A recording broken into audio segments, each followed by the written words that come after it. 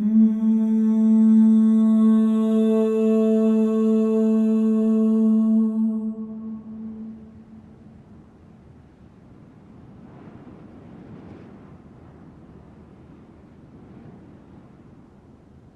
do you do? I work in relief and development. I'm currently with Mercy Corps, which is an international non-governmental organization working in about 40 countries worldwide. What drove you into this field? Well, I could say it started a little bit early. I was very young. The feeling of being part of a community and you want to make life better and easier for everyone. So this is how it started. And then when I became a little bit older, I started volunteering to work for social centers. And afterwards, I joined an international organization. What is your greatest source of energy? Well, for me, the best thing is when I go and visit projects in the field, people we work with, we partner with, how they're doing, how we're helping them, a business that we're trying to help in order so that they can create jobs for others, they can do better. So this is basically the best source of energy that you could ever get. What was your most impressive childhood experience?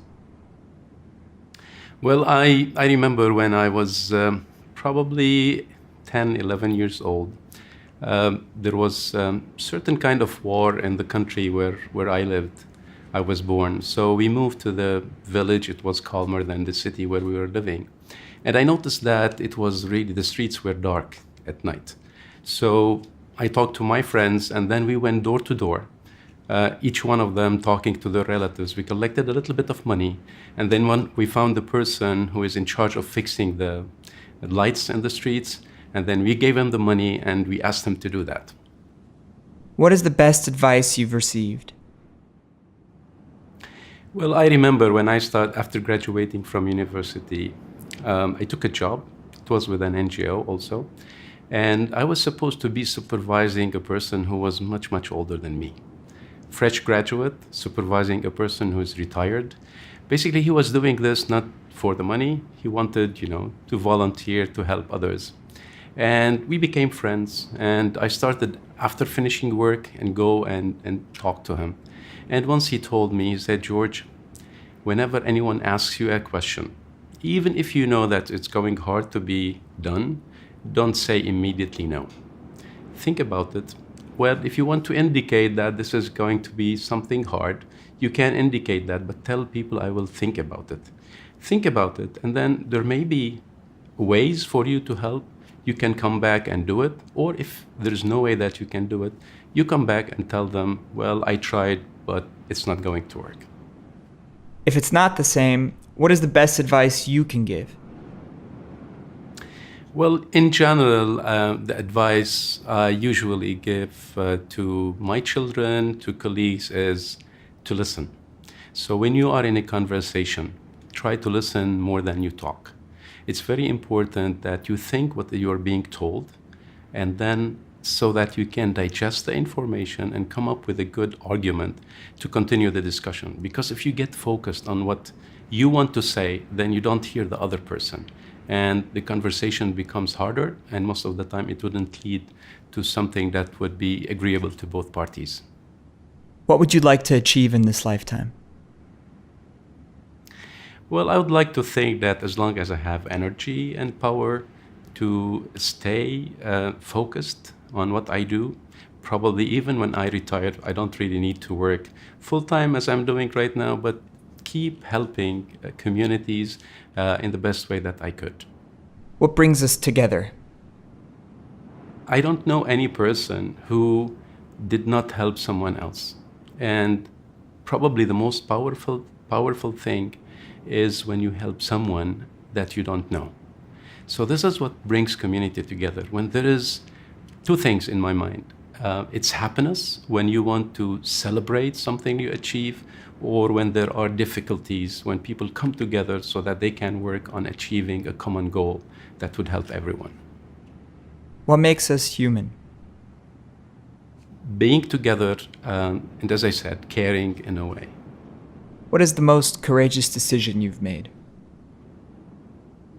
thinking back, I think the most courageous decision was when I decided or I pursued to emigrate. First of all, it was not easy to leave the place where you were born, you have your family and everyone, and then moving to a new place. I had a kid who was about 2 years old. I didn't have that many material resources, moving to a new culture, a new environment, not knowing exactly what to expect. So I think that was a courageous decision, but I'm very happy that I made this decision. And what made me happier is that my daughter telling me a year ago that this was probably the best decision that I've made, opening opportunities even for my kids more than me. What is your strongest conviction? The strongest conviction is what we, as the agency where I work right now, we believe that a better world is possible. If people put their minds together and their energy, their positive energy together, there is nothing impossible.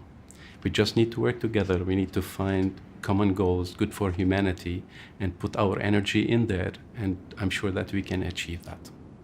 What does home mean to you? Interesting question. In my mind, when home is a place and is people, a place, the place you were born, the place where you visited, you worked. I mean, I consider myself lucky and blessed to have been able to work in different countries through my life. So for me, places where I worked I feel that it's home. It's the same way that wherever you go, you network with people, you make new friends, you start caring about them, they care about you. So all of this means home to me. What role does spirituality play in your life? I would say in a good way. I am a believer, and I think with my modest knowledge of different religions, I believe that all religions call for good things. They call for peace, they call for love, for people to treat each other in a good way. Unfortunately, some people use this as a way to polarize others.